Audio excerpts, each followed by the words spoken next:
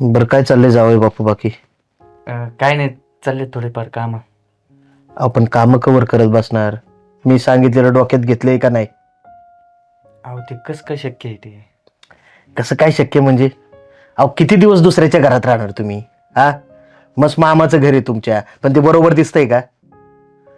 तुम्हाला सांगतोय मी 10 वेळा, सरळ तुम्ही काय करा, शेती तर चांगली आहे ना तुम्हाला. अहो 1-2 एकर गेल्याने काय होतंय? टाका ना इकून आणि सरळ घर बांधून टाका, एक चांगलं पक्का बंगला. ते सगळं करीन मामा, पण शेती विकणं होणार नाही माझ्याच्याने. अहो ती वडील ती जमीन आहे माझी, आणि माझा काय अधिकार नाही ते विकायचा. अहो त्या शेतीमुळे तर मी एवढं कर्ज फेडलंय, आणि लहानपणापासून आणि आजी आजोबांना बी शेतीतच त्यांचा किती जीव होता, आणि ती विकून मी घर कसं बांधणार? काय ग तुझा नवरा? हा, अहो किती पाहुण्यांना समजून सांगितलं मी, पण ऐकते ते कधी? अहो पाहुणं, या बोलायच्या गोष्टी झाल्या सगळ्या, त्यांनी पोट नसतं भरत. हा मूर्खपणा थांबवा आता. बोलाची कढीम बोलाचा भात, ते खाऊन काय अंगात बळ नसतं येत. काहीतरी गाढवपणा चालवलाय तुम्ही नुसता.